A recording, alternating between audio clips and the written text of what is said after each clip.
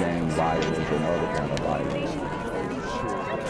Get away! I could be at work, at school, in my car, and I can still get shot by the police. But I can get shot anywhere. So it is what it is.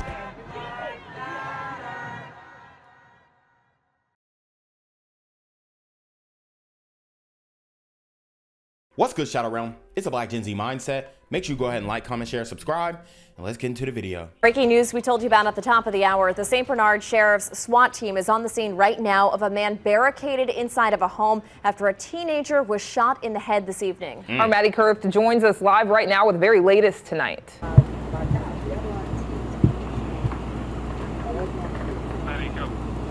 Hey guys, these are certainly not the flashing lights that we all expected to be seeing here on 4th of July, certainly not for the folks here in St. Bernard. We're on the 2300 block of Torres Drive here, right by St. Bernard Middle, at this very active scene here on the 4th of July. Take a look at this. So this is the scene of an active standoff after a 14-year-old girl suffered a graze wound to the head. Woo! So I told you guys, 4th of July is going to be deadly, and it was, okay.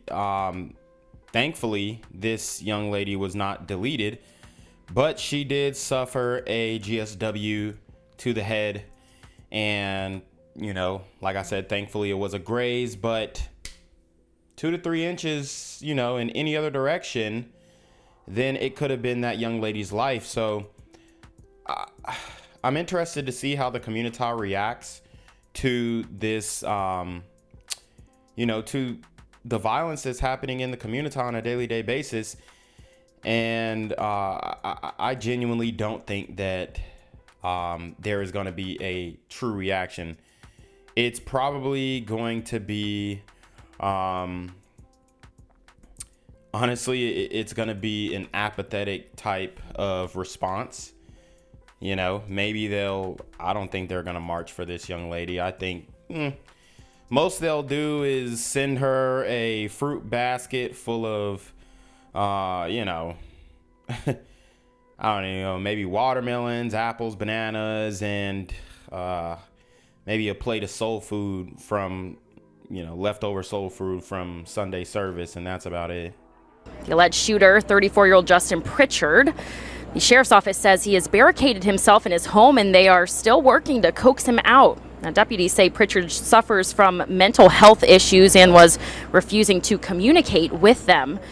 The victim's family told us here at the scene that Pritchard was a neighbor with a history of racial bias and that he yelled some phrases and fired a single gunshot from inside his home toward a group of people outside. All of this happening around 6 o'clock on this 4th of July afternoon. Deputies say that 14-year-old girl with the graze wound to her head was taken by ambulance to Children's Hospital in New Orleans. Her condition was not considered to be life-threatening, though we are still developing here. Like we said, a lot of units on scene here, a lot of neighbors coming out, and even on our way over here, we were having to dodge a bit of fireworks here and there for folks just trying to celebrate the holiday, but we still have this active standoff going on, so we're going to continue to bring you updates as they become available. Reporting live in St. Bernard, Maddie Kurth, Fox 8, Local First. Back to our breaking news we've been telling you about in St. Bernard Parish tonight. We have understood that the suspect is now in custody, who is alleged to be involved with the shooting of a teenage girl tonight. Our Maddie Kurth is live on the scene. That's right, guys. Yes, we just learned that information from the St. Bernard Parish Sheriff's Office, though we did have an inkling as the crews are starting to pack up now, but we just did get that information confirmed. So this is still an active scene as people are picking up and collecting themselves and their things, but no threat as far as we're concerned that the suspect of that alleged shooting is now in custody. I'll give you one last look. So the suspect is in custody. How much do you want to bet that it is an individual under the age of 18? This is just my educated guess, my estimation, my hypothesis. But these types of events, these shootings, it usually pans out to be one of these young ninjas who's trying to make a name for himself in the street. Most likely he is going to get a slap on the wrist for this shooting. He's definitely not going to do juvenile life. And and I mean, he'll probably be charged with some type of assault with a deadly weapon, get 2 to 3 years in juvie, and, you know, be out before the age of 21. So, we definitely need to revamp and re-strategize our juvenile system, because these super teen gremlins are on demon time. Here, if you're just joining us, this was an active standoff after a 14-year-old girl suffered a graze wound to the head. The alleged shooter was identified by the St. Bernard Parish Sheriff's Office as 34-year-old Justin Pritchard. Now, the Sheriff's Office says he had barricaded himself in his home, reaching almost to about 4 hours from the time of the shooting.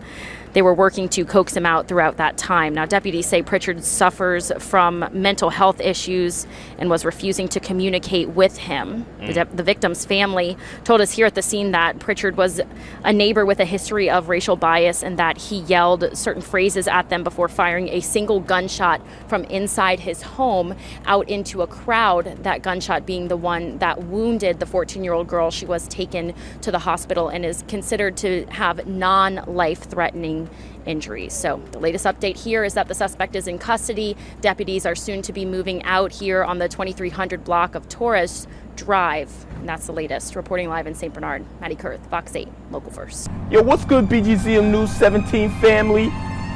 I'm at the corner of Jesse Jackson and Marcus Garvey, and I got some bad news for you. As you can see, I lost my job. I'm out here living in cardboard boxes outside of boarded up vacant homes. YouTube said I'm done getting money out here in these streets. They even took my funky ass suit. So anything right now would help.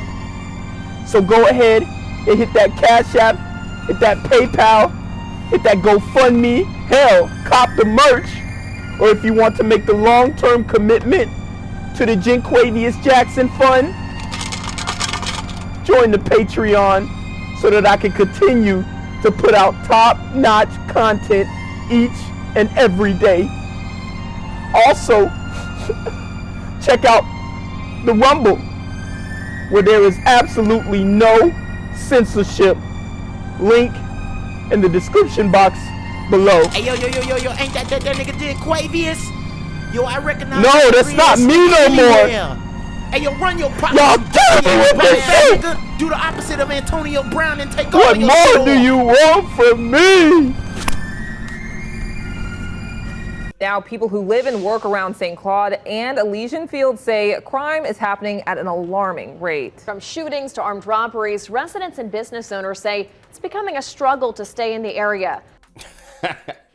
No crap. I mean, how long have we been covering New Orleans? And last year, 2022, I extensively covered New Orleans. And I'm not going to say exclusively, but I at least posted, last year I was posting 2 times a day. Okay, until I got demonetized. Once I got demonetized, I slowed down. Then I got banned for 3 months, and we all know the rest is history. But guys, it's absolutely ridiculous, right? Been covering New Orleans for the past year, and finally making my way back around to the treacherous city, and it is still one of the most dangerous per capita when it comes to homicides. And the people of New Orleans are definitely getting sick, but it still hasn't hit yet. It hasn't hit throughout the whole city, all right? And the more and more this violence creeps out to the outskirts and, throughout the city, mainly like outside of the downtown area, the main metropolitan areas, we are going to start to see more of an uproar. We are going to start to see more of a resistance to the demon time activities, hopefully, okay, prayerfully. Or we're just going to see a mass exodus, which honestly, that's pretty much, I've been seeing more of the trend of mass exodus than a fight to reclaim or restabilize the city as it pertains to criminal activity. Natasha Robin reports. Initial will be the third time this year I'll be pulling bullets out of the building and repairing. The owner of Mag's Bar on Elysian Fields says enough is enough. On a crowded Saturday night of Essence Fest, Paul Chirioco says he got a frantic call from his bartender that two groups of young gunmen drove down the street shooting at each other. But these were tourists in our city for Essence that were here to have a good time. They didn't expect to see this. And unfortunately, we're getting immune to this. He says bullets started flying around 11:30. So you heard what he said. They're becoming immune to this. What does that mean? They're accepting it. They are accepting it because no, you aren't immune to this type of violence. You're not immune because if them bullets had broken through that,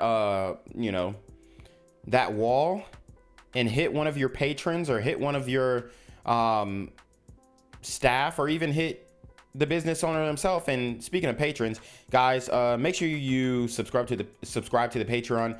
My channel is completely demonetized and it will be taken off of YouTube eventually. They are 100% going to ban me.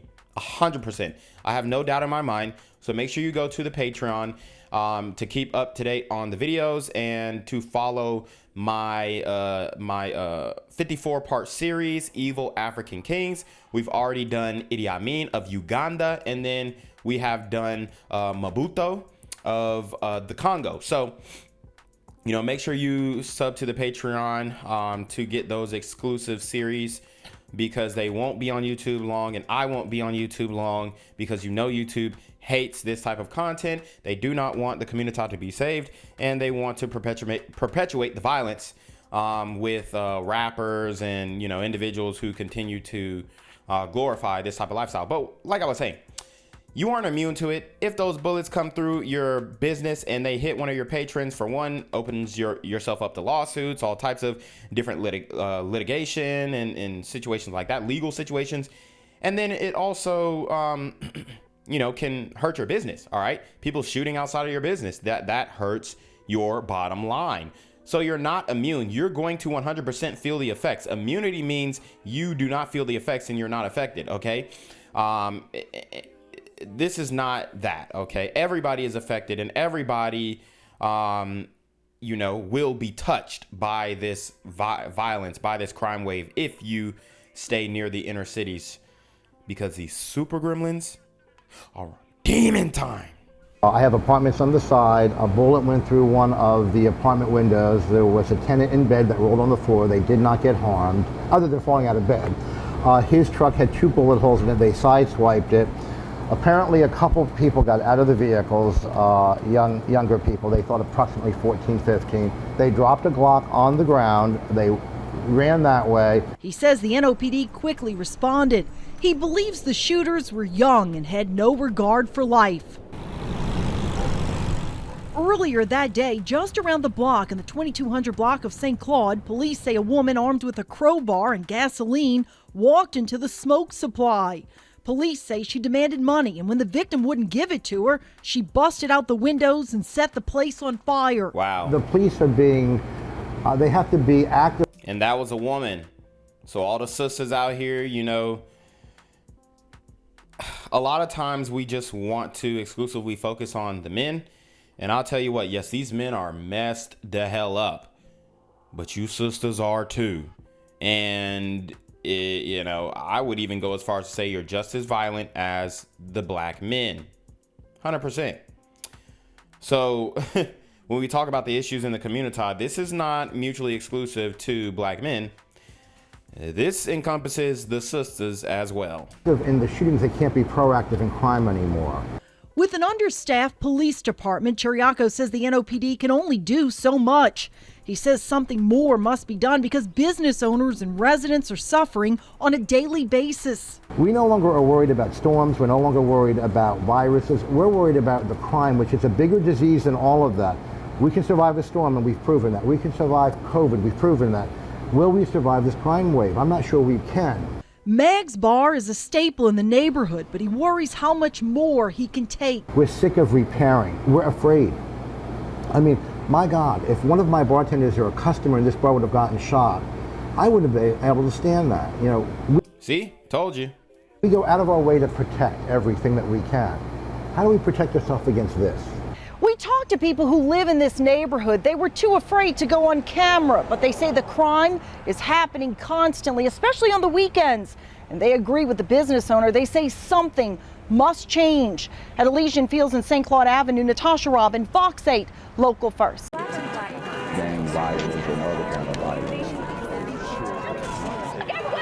I could be at work, at school, in my car, and I can still get shot by the police. But I can get shot anywhere. So it is what it is.